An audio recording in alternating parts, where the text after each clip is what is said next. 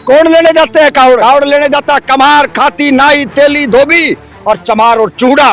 ये वहां मरने के लिए जाते हैं। कोई इस देश का चौधरी, कोई इस देश का बड़ा जो पंडेदार है, बड़े जो ठेकेदार हैं, जिस देश के बड़े बड़े इंस्टीट्यूटों के, बड़े बड़े कॉलेजों के, उनके बच्चे कावड़ लेने नहीं जाते। उनके बच्चे 2 नंबर के पैसे से PhD करते हैं और बड़े बड़े इस देश के जो उद्योग हैं उनके ऊपर काबिज होते हैं।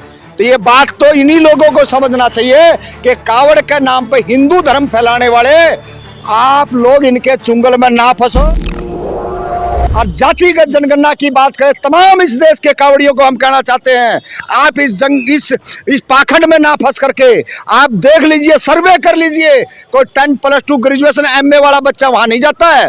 अगर कोई भी जाता भी है ना तो कौन जाते हैं? 10वीं फेल, 12वीं फेल, 5वीं, 7वीं, 8वीं, 10वीं। ऐसे देश के अंदर गंदगी फैलाने का काम BJP और RSS के लोग कर रहे हैं। पाखंड कहाँ से? तो धर्म की बात है या आस्था की बात है। जिसकी आस्था है वो जाता है। और ये अच्छी बात है ना कि उन मजलूमों के ऊपर, गरीबों के ऊपर हेलीकॉप्टर से फूल बरसाया जाता है। तो अच्छा, ये आस्था होगी?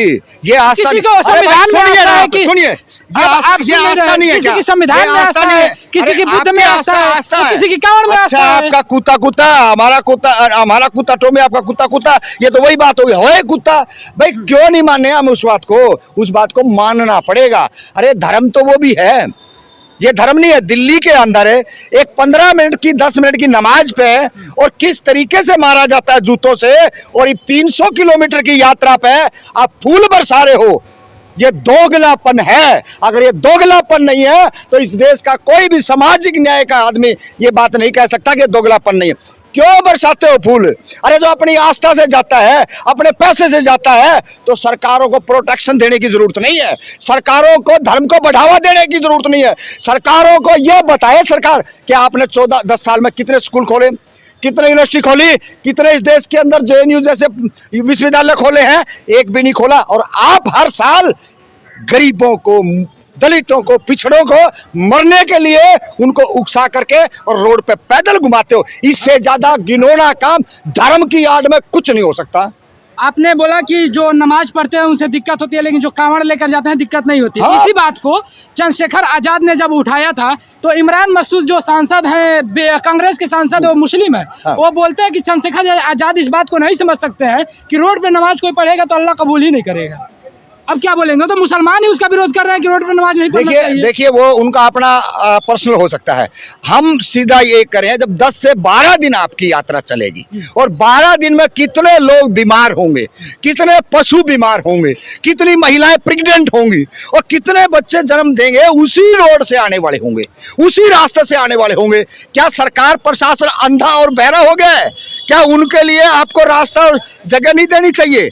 ये सारे का सारा एक तरफ लोगों को मोटिवेट करके, गुमराह करके, दफन करके रखना है और दूसरी तरफ अपने वोट बैंक को कैसे बचाया जाए, ये है सारे का सारा फार्मूला।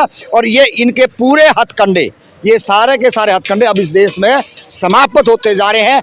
आज का दलितों का, पिछड़ों का, वंचितों का, शोषितों का, मुस्लिमों का बच्चा पढ़ लिख करके थोड़ा सोच रहा है। चंद्रशेखर आजाद के ऊपर क्या बोलेंगे, जो उन्होंने इतने बड़े रिस्क ले रहे हैं? एक तरह से मुसलमानों के हर एक छोटे बड़े मुद्दे पे कमेंट कर रहे हैं, उनका मतलब समर्थन कर रहे हैं। जहां पर हम देखते हैं कि कांग्रेस और समाजवादी पार्टी नहीं पहुंच रही, वहां पे चंद्रशेखर आजाद पहुंच रहे हैं। इसके ऊपर क्या बोलेंगे? बहुत अच्छी बात है, अच्छी शुरुआत है और हम तो भाई का धन्यवाद करते हैं कि जहाँ कोई ना पहुंचे वहां पहुंचे भाई चंद्रशेखर। कोई भी नहीं पहुंच रहा, हर इस भारत देश के अंदर एट्रोसिटी पे वो जा रहे हैं, तो बहुत अच्छी बात है। हर मुद्दे को अच्छी तरीके से देख रहे हैं और पार्लियामेंट में जिस तरीके से उन्होंने जय भीम, जय ज्योति, जय कर्पूरी, जय मंडल का कहा, इससे तो साफ संदेश होगा देश के अंदर कि लोग अब इस बात को समझ रहे हैं कि किसी न किसी तरीके से जो सामाजिक न्याय की जो बात है, जो बिल्कुल जो राजनीतिक से पीछे जो लोग रहे हैं, उनकी आवाज बनने जा रहा है। सुनिए, भारत देश के अंदर एक जाति है जिसको अति पिछड़ा कहा जाता है, जो 63% बिहार जाति के जनगणना से निकल के आया है, अति पिछड़ा। और बिहार के अंदर ही अति पिछड़े का वो है। और मैं हरियाणा से आता हूँ, हरियाणा में भी अति पिछड़ा वर्ग है। अति पिछड़े वर्ग की राजनीतिक हिस्सेदारी 0 है।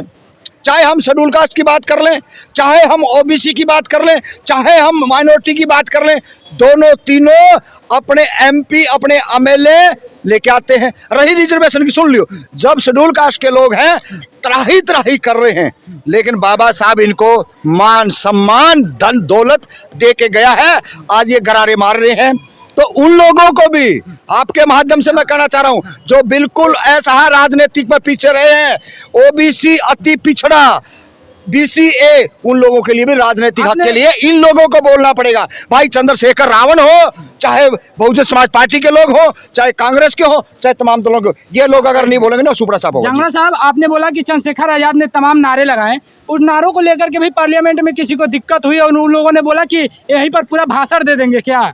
इस पर क्या बोलेंगे? नहीं, उन्हें कहा ना, जवाब दिया ना, अभी बोलने ही आए, सुनना पड़ेगा।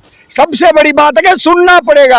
आज तक हम जो रोड की लड़ाई लड़ने वाले लोग थे, आज पहली बार हम पार्लियामेंट के अंदर घुसे हैं, और आप देख लेना वो दिन दूर नहीं है, इनको लोहे के चने चबाने का काम करेंगे। वो धरती के पूत हैं जहां चाहे यूपी हो चाहे बिहार हो, तमाम राजनीतिक जो जोत जलती है उन दोनों प्रदेशों से जलती है, और इसकी आग जो है जातिगत जनगणना की पूरे देश के अंदर लगी हुई है। और अच्छे लोग, सामाजिक न्याय के लोग, धर्म को आड़ में जो आडंबर करने वालों का पर्दाफाश यही लोग करेंगे। अब की बारी पार्लियामेंट में जो देखने को मिला, शायद मैं 52 साल की उम्र में खड़ा हूं, मैंने कभी ऐसे जो है ना शपथ लेते हुए नए नवेले एमपी मैंने नहीं देखे थे। अब की बारी जो हुआ बहुत बढ़िया हुआ, बिल्कुल तेवर है जी। और ये भी हालांकि हरियाणा से आते हैं, और हरियाणा में काफ़ी राम राम का बोलबाला रहता है, और यूपी में दुकानों पे जो एक तरह से नेम प्लेट लगाने का सिस्टम चला है, अब उत्तराखंड सरकार ने भी कंपलसरी कर दिया है कि दुकानों पे अपना नाम टांग करके रखिए, ठेलों पे नाम टांग करके रखिए। अब देखना बड़ा दिलचस्प होगा कि जिस तरह से इन्होंने चंद्रशेखर को बोला, इसी तरह से एक बार बहुजन समाज पार्टी को मैं बता देना चाहता हूँ, जब उसकी सरकार आई थी तो एक लहर चली थी, लेकिन एकाएक डूब गई। अब चंद्रशेखर की कड़ी प्रतीक्षा रहेगी कि देखा जाता है कि अब एक अच्छी शुरुआत तो कर रहे हैं, लेकिन इसको लंबे समय तक लेकर के चल पाएंगे या बीच में ही टूट जाएंगे। पूरी बातचीत पे आप अपनी प्रतिक्रिया जरूर दीजिएगा। मिलेंगे किसी अगले वीडियो में, तब तक के लिए जय हिंद।